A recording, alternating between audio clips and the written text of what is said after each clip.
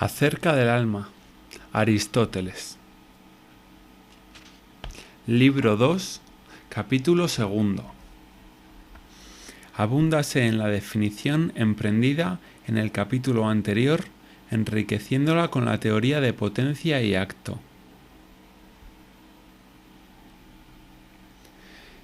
Puesto que aquello que en sí es claro y más cognoscible desde el punto de vista de la razón, suele emerger partiendo de lo que en sí es oscuro pero más asequible. Intentemos entonces de nuevo, de acuerdo con esta práctica, continuar con nuestro estudio en torno al alma.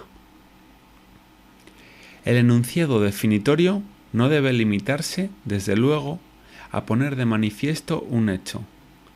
Esto es lo que expresan la mayoría de las definiciones, sino que en él ha de ofrecerse también y patentizarse la causa. Sin embargo, los enunciados de las definiciones suelen ser a manera de conclusiones. Por ejemplo, ¿qué es la cuadratura? Que un rectángulo equilátero sea equivalente a otro cuyos lados no sean iguales. Pero una definición tal no es sino el enunciado de una conclusión. Por el contrario, aquel que dice que la cuadratura es el hallazgo de una media proporcional, ese sí que expone la causa del asunto.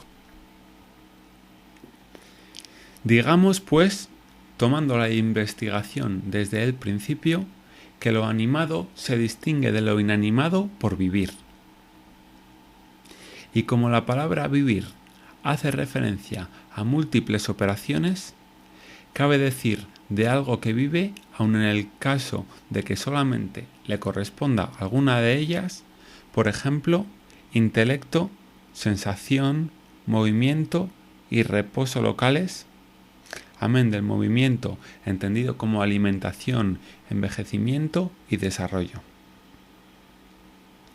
De ahí que opinemos también que todas las plantas viven. Salta a la vista, en efecto, que poseen en sí mismas la potencia y principio, en cuya virtud crecen y menguan según direcciones contrarias.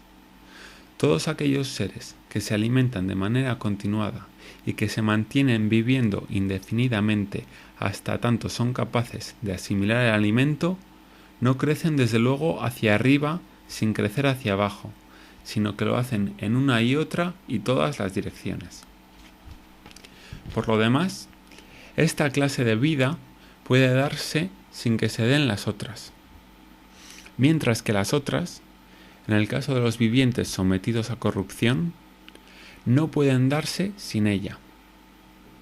Esto se hace evidente en el caso de las plantas en las que efectivamente no se da ninguna otra potencia del alma.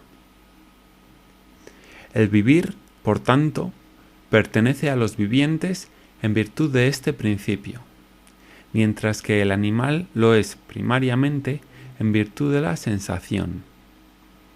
De ahí que a aquellos seres que ni mueven ni cambian de lugar, pero poseen sensación, los llamemos animales y no simplemente vivientes.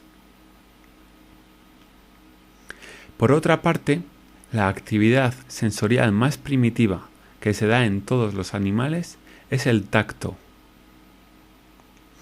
Y de la misma manera que la facultad nutritiva puede darse sin que se dé el tacto ni la totalidad de la sensación, también el tacto puede darse sin que se den las restantes sensaciones.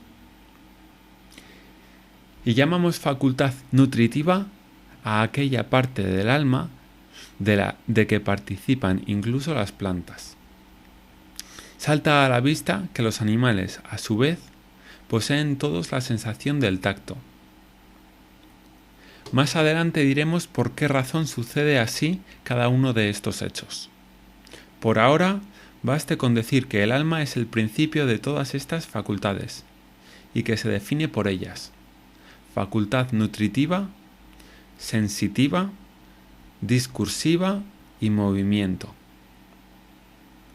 Ahora bien, en cuanto a si cada una de estas facultades constituye un alma o bien una parte del alma, y suponiendo que se trate de una parte del alma, si lo es de tal manera que resulte separable únicamente en la definición o también en la realidad, no es difícil discernirlo en el caso de algunas de ellas, si bien el caso de algunas otras entraña cierta dificultad.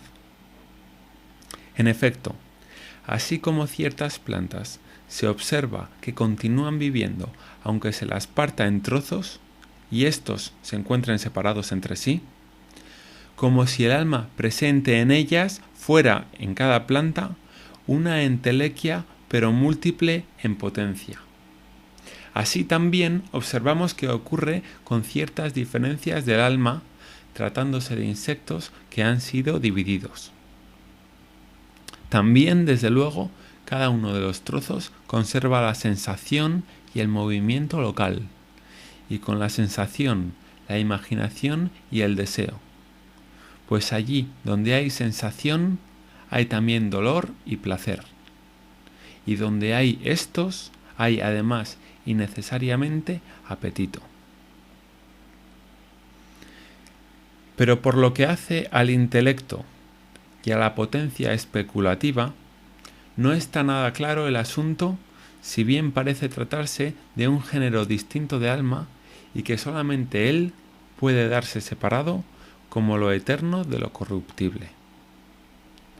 En cuanto al resto de las partes del alma, se deduce claramente de lo anterior que no se dan separadas como algunos pretenden. Que son distintas desde el punto de vista de la definición es, no obstante, evidente.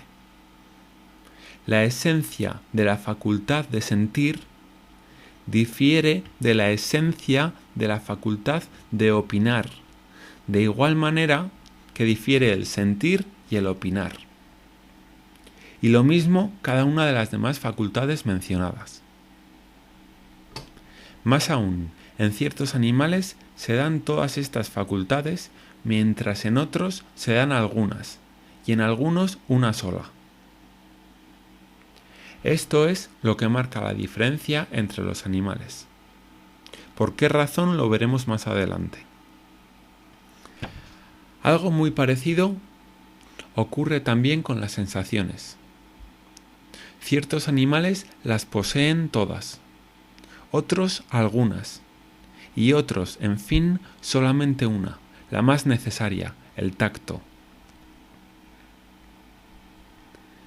Pues bien, puesto que la separación, puesto que la expresión, aquello por lo que vivimos y sentimos, tiene dos acepciones, e igualmente la expresión, aquello por lo que sabemos, solemos referirnos ya a la ciencia y al alma, toda vez que decimos saber por una y otra. Y lo mismo también la expresión, aquello por lo que sanamos. Cabe referirse ya a la salud, ya a cierta parte del cuerpo o a todo él. Tanto la ciencia como la salud son estructura, forma, definición y a manera de acto del sujeto que las recibe, del que recibe la ciencia y del que recibe la salud respectivamente, ya que, según nuestra opinión, el acto del agente tiene lugar en el paciente afectado por él. Por el contrario, el alma es aquello por lo que vivimos, sentimos y razonamos primaria y radicalmente. Luego habrá de ser definición y forma específica, que no materia y sujeto.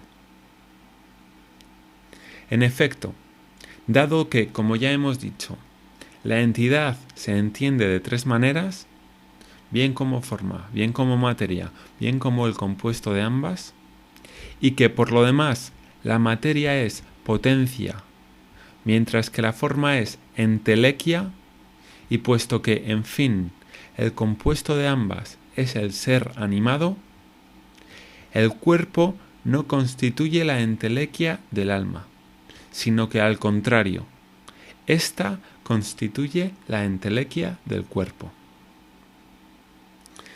Precisamente por esto están en lo cierto cuantos opinan que el alma ni se da sin un cuerpo, ni es en sí misma un cuerpo. Cuerpo, desde luego, no es, pero sí algo del cuerpo. Y de ahí que se dé un cuerpo, y más precisamente en un determinado tipo de cuerpo. No como nuestros predecesores, que la endosaban en un cuerpo sin preocuparse de matizar en absoluto en qué cuerpo y de qué cualidad, a pesar de que ninguna observación muestra que cualquier cosa al azar pueda recibir al azar cualquier cosa. Resulta ser así, además, por definición, pues en cada caso la entelequia se produce en el sujeto que está en potencia, y por tanto en la materia adecuada. Así pues, de todo esto se deduce con evidencia que el alma es entelequia y forma de aquel sujeto que tiene la posibilidad de convertirse en un ser de tal tipo.